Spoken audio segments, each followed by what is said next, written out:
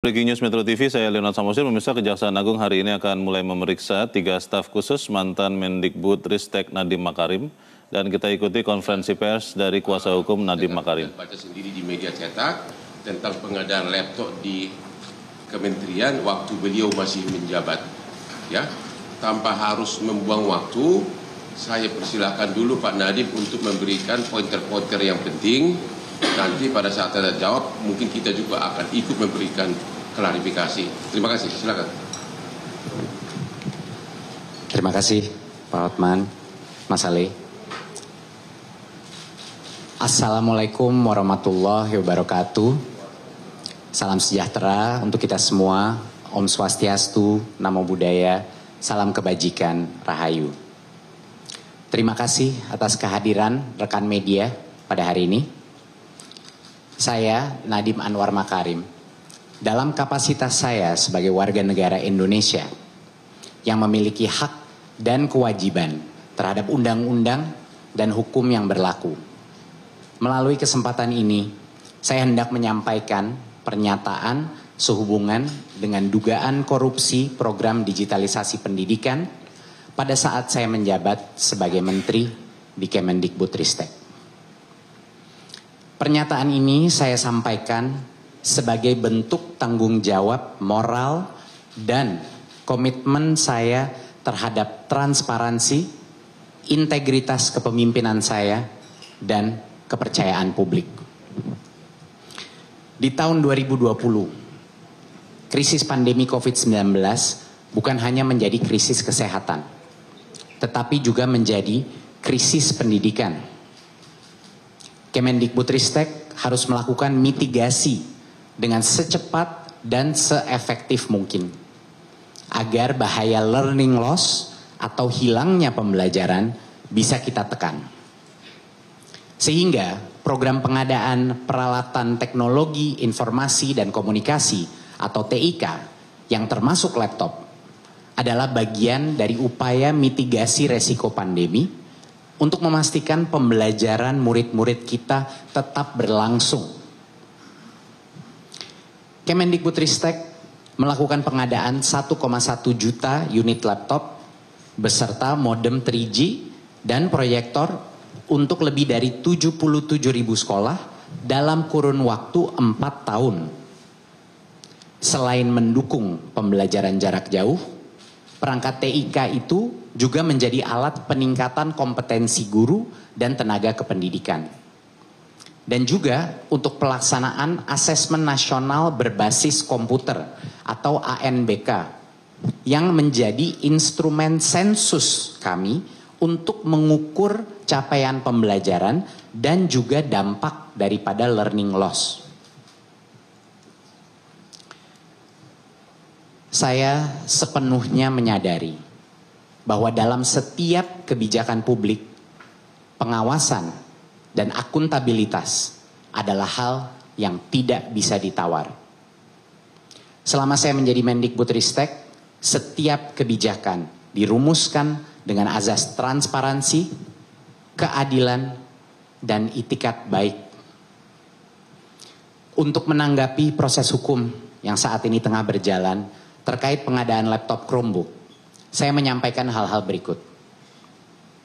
Saya menghormati dan mendukung sepenuhnya proses hukum yang sedang berlangsung. Penegakan hukum yang adil dan transparan adalah fondasi negara yang demokratis. Saya siap bekerja sama dan mendukung aparat penegak hukum dengan memberikan keterangan atau klarifikasi apabila diperlukan.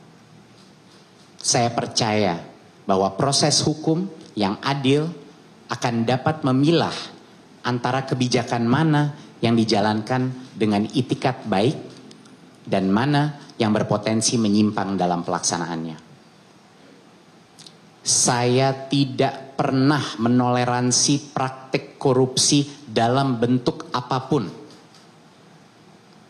Saya mengajak masyarakat untuk tetap kritis, namun adil. Tidak terburu-buru dalam menarik kesimpulan di tengah derasnya opini yang dibentuk. Saya percaya masyarakat Indonesia berhak mendapat kejelasan dan keterbukaan. Saya berkomitmen untuk bersikap kooperatif demi menjernihkan persoalan ini dan menjaga kepercayaan terhadap transformasi pendidikan yang telah kita bangun bersama. Terima kasih atas perhatian dan doa dari masyarakat Indonesia. Wassalamualaikum warahmatullahi wabarakatuh. Om Shanti Shanti Shanti Om. Namo Buddhaya. Oke, jadi intinya ada dua inti pokok, yaitu Saudara Nadiem menghargai kewenangan kejaksaan untuk melakukan proses penyidikan. Yang kedua, Saudara Nadiem ada selalu di tanah air dan akan kooperatif setiap waktu dipanggil oleh kejaksaan. Hanya dua intinya dari segi apa yang diutarakan yang barusan. Sekarang untuk lebih substansi, kalau ada pertanyaan dari saudara wartawan silakan. Satu-satu dulu, dari mana nih? SCTV, Pak. Ya, SCTV. Ya, silakan. Selamat pagi, Pak. Perkenalkan saya Vito dari SCTV Indosiar. Selamat pagi, Pak Nadiem. Satu aja ya, langsung singkat. Oh iya, Pak Nadiem, ini terkait pemanggilan Kejaksaan Agung terhadap staf khususnya Pak Nadiem. Kan selama ini mereka 3 orang ini kan mangkir nih. Apakah ada komunikasi dengan Pak Nadiem? Demikian. Kalau itu kami jawab bahwa sepanjang menyangkut staf khusus itu tidak ada kaitannya langsung dengan Pak Nadiem dan tidak ada komunikasi. Ya. Saya Fedro dari Tempo. Mas izin menanyakan, kenapa waktu itu pengadaan laptopnya itu dipilih untuk menggunakan Chromebook dan bukan Windows? Dan yang kedua, apakah Mas sudah pernah dipanggil atau digeledah rumahnya? Itu aja. Oke, sebelum Pak Nadiem nanti menambahkan, perlu dijelaskan sebagai berikut. Bahwa sebelum periode beliau sebagai menteri, memang pernah ada penelitian khusus untuk 3T. Itu daerah tertinggal yang tidak ada internetnya. Tapi proyek daripada beliau ini, apalagi waktu itu lagi corona ya, khusus memang untuk daerah yang non 3T ya, yang memang ada internetnya lengkap. Dan hal itu sudah dilakukan pemeriksaan oleh BPKP dan menyatakan 90% lebih laptop ini terpakai ya untuk daerah. Jadi memang proyeknya beliau ini adalah khusus daerah yang non 3T, maksudnya khusus daerah yang ada internetnya lengkap. Jadi tidak benar bahwa dia sengaja rubah dari walaupun 3T dipaksakan, itu tidak benar. Itu proyek benar ya. Bisa dijelaskan khusus itu dulu. Silakan. Bisa. Ya. Terima kasih untuk Khusus itu dulu, pertanyaannya. daerahnya. Betul. Jadinya memang sepengetahuan saya ada narasi bahwa ada kajian yang menyebut bahwa Chromebook itu tidak cocok untuk diaplikasikan di sekolah. Saya ingin klarifikasi. Memang ada uji coba Chromebook yang terjadi sebelum masa kementerian saya. Jangan lupa ya, sebelum. Ya. Dan uji coba tersebut itu dilakukan di daerah 3T. Saya ingin mengklarifikasi bahwa proses pengadaan laptop yang terjadi di masa jabatan saya tidak ditargetkan untuk daerah 3T. Yang boleh menerima laptop dari pengadaan ini hanya sekolah-sekolah yang punya akses internet. Itulah alasannya juga pengadaan ini bukan hanya laptop tapi juga ada modem Wi-Fi 3G dan juga proyektor dan lain-lain yang diberikan untuk bisa mengakses internet itu. Jadi Kemendikbudristek membuat kajian yang komprehensif, tapi targetnya itu adalah bukan daerah 3T. Dan di dalam Juknis sangat jelas hanya boleh diberikan kepada sekolah yang punya internet. Ya. Nah, untuk menjawab mengenai kenapa Chromebook, ya, ini menurut saya sangat penting bahwa dalam pengadaan sebesar ini kita harus selalu berhati-hati dan melakukan kajian dengan detail. Tim di Kemendikbudristek melakukan kajian mengenai perbandingan antara Chromebook dan operating system lainnya. Dan satu hal yang sangat jelas pada saat saya mencerna laporan ini adalah dari sisi harga, Chromebook itu kalau speknya sama selalu 10-30% lebih murah. Dan bukan hanya itu saja, operating sistemnya Chrome OS itu gratis, sedangkan operating system lainnya itu berbayar dan bisa berbayar sampai 1,5 sampai 2,5 juta tambahan.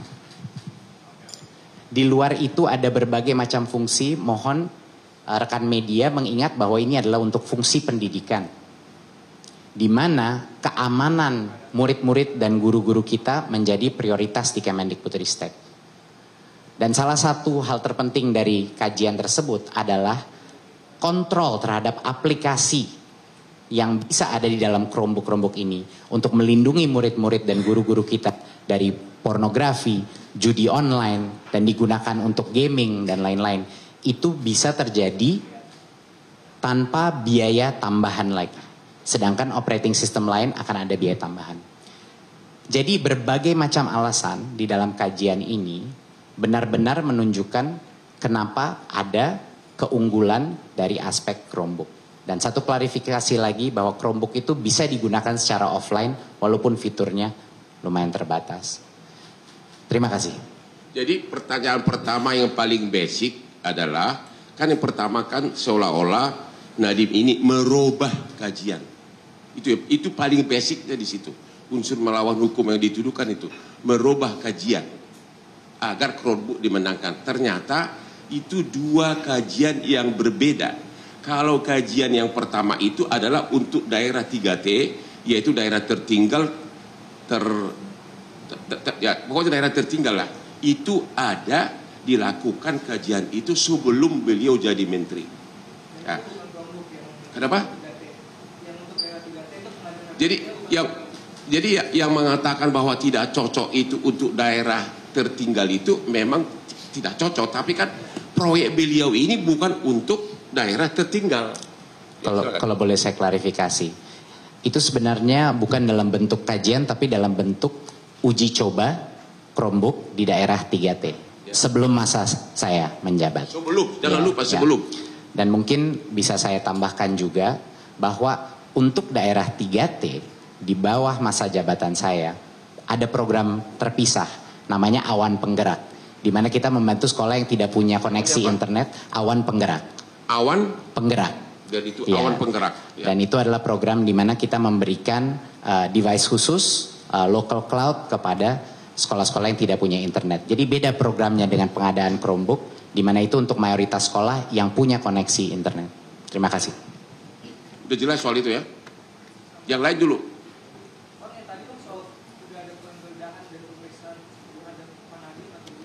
Kenapa? Gua belum ada sampai hari ini penggeledahan. Coba Ali silakan jawab, ada penggeledahan. Jadi yang mesti teman-teman media ketahui bahwa sampai saat ini saya menjawab langsung tadi yang Mas sampaikan bahwa penggeledahan itu tidak ada, pemanggilan pun belum ada. Itu ya. Satu lagi yang itu kan yang pertama, ini kan apakah tuduhan korupsi. Tadi kan unsur melawan hukumnya bahwa dia merubah uji coba itu udah nggak benar karena dua hal yang berbeda. Itu satu udah terbantahkan. Yang kedua mengenai prosesnya. Ternyata ini laptop ini setiap calon vendor memasukkannya di e-katalog. E-katalog itu adalah semua vendor bebas untuk mencantumkan dia punya produk di sana untuk nanti ditawar oleh si kementerian. Dan itu e-katalog diawasi langsung oleh LKPP, Lembaga Kajian Pengadaan Barang dan untuk pengadaan barang pemerintah. Jadi di e-katalog itu ada begitu banyak jenis-jenis laptop, ya, dan dengan spesifikasinya nanti dipilih salah satu. Jadi benar-benar open, terbuka.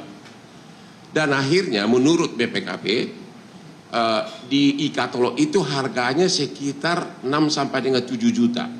Ternyata harga jadi yang dibeli oleh kementerian adalah sekitar 5 jutaan. Jadi jauh lebih murah dari harga yang tercantum di e-katalog. E-katalog adalah dokumen resmi yang terbuka untuk umum yang dikelola oleh LKPP, lembaga yang di bawah langsung pemerintah kita, bagian dari pemerintah kita. Dari unsur merugikan kerugian negara itu sudah terbantahkan dengan e-katalog tersebut. Kira-kira begitu. Ya, saya dari Kompas mau tanya sampai selama 2 tahun ya Pak, dari 2019 sampai 2022 ya, di KMU itu sudah berapa laptop yang dibeli oleh Kemendikbudristek selama masa Pak Nadiem, dan bagaimana evaluasinya, apakah itu terpakai oleh para guru-guru sampai sekarang atau berguna? Ya. Terima kasih untuk pertanyaannya. Seperti yang saya bilang tadi, total pengadaan itu sekitar 1,1 juta laptop, ya. Dan ini bukan hanya pengadaan dengan APBN, tapi juga melalui DAK fisik. Jadi ada yang dari daerah juga. Nah, saya mau mungkin mengklarifikasi bahwa tidak mungkin kita melakukan pengadaan sebesar ini tanpa ada program evaluasi dan monitoring setelahnya. Informasi yang saya dapat pada saat itu di tahun 2023 adalah 97% daripada laptop yang diberikan 77.000 sekolah tersebut itu aktif, diterima, dan terregistrasi. Dan kita melakukan sensus secara berkala dan kita melakukan pertanyaan kepada sekolah-sekolah yang menerima laptop, apakah mereka menggunakannya untuk proses pembelajaran. Dan di tahun 2023, sekitar 82% daripada sekolah menjawab mereka menggunakannya untuk proses pembelajaran, bukan hanya untuk asesmen nasional dan administrasi sekolah. Jadi dari informasi yang saya dapatkan, penggunaan dan manfaat daripada Chromebook ini dirasakan di sekolah-sekolah dan digunakan untuk berbagai proses pembelajaran. Dan hasil audit dari BPKP juga menyatakan hal seperti itu. Ini kita ada nih, ya, 90% lebih laptop tersebut dipergunakan dengan baik. Itu hasil audit dari BPKP. Ya, ada semua sudah. Berapa? 99%. Ini hasil audit dari BPKP, dan pada saat pengadaan barang tersebut, Kementerian didampingi oleh Jamdatum, ya, dari Kejaksaan khusus sebagai pengacara negara. Ya. Jadi waktu pengadaan ini pun Jamdatum sebagai pengacara negara juga ikut, ada suratnya juga, dan juga sudah diaudit oleh BPKP, tidak ada pelanggaran. Kira-kira begitu. Jadi menjawab pertanyaan Anda, hampir 97% laptop tersebut terpakai semuanya secara optimal.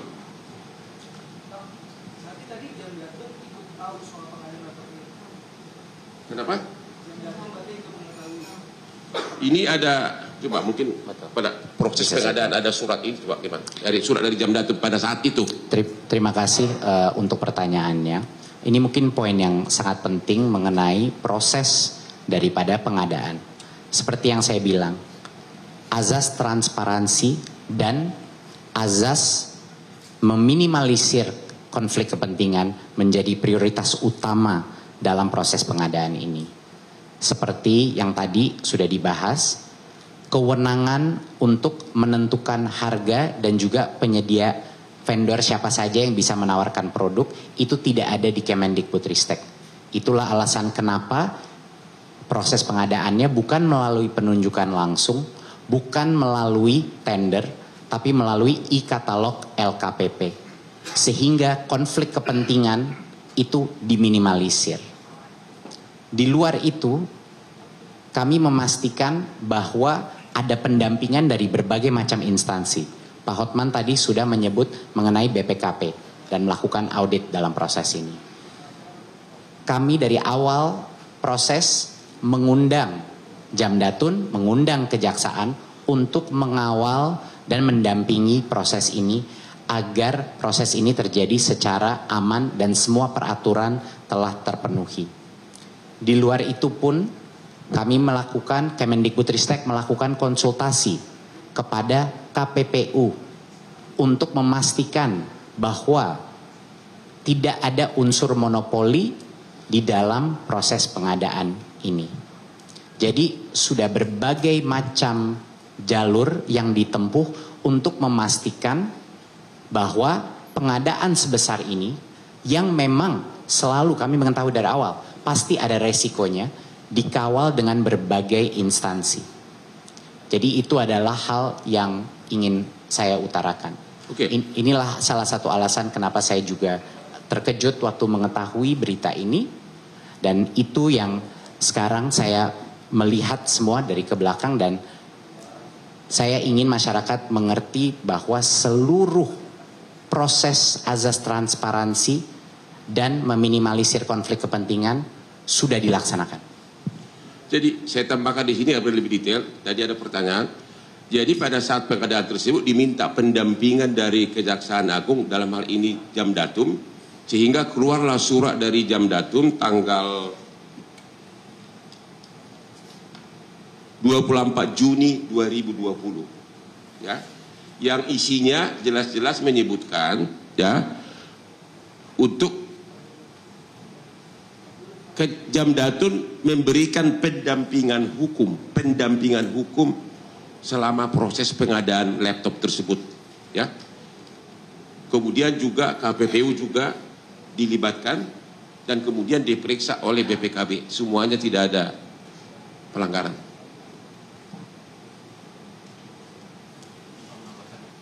Ini adalah surat dari Jamdatum, ya, 24 Juni 2020. Ya, ini sebelah sini, sebelah sini.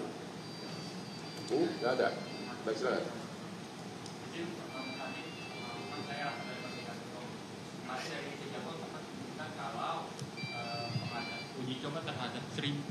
Uji coba terhadap 1000 unit Chromebook ini sudah ada hasilnya, dan itu memang sempat dinyatakan tidak kurang layak.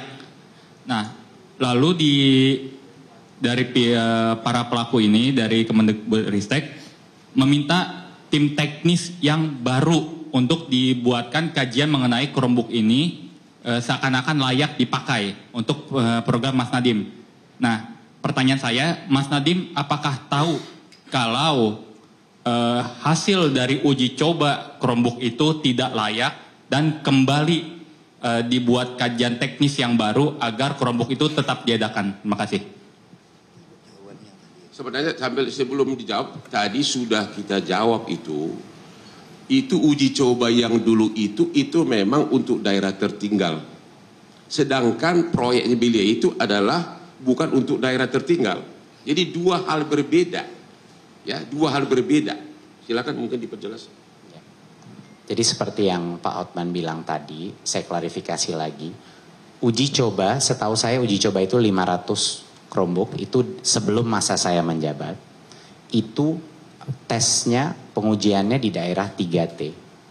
Dan itu berbeda dengan pengadaan Chromebook yang hanya boleh diberikan kepada sekolah-sekolah bukan di daerah 3T, tapi di sekolah-sekolah yang punya akses internet. Dan itu sudah terbukti dalam juknis pengadaan, hanya yang punya akses internet boleh menerima Chromebook. Terima kasih.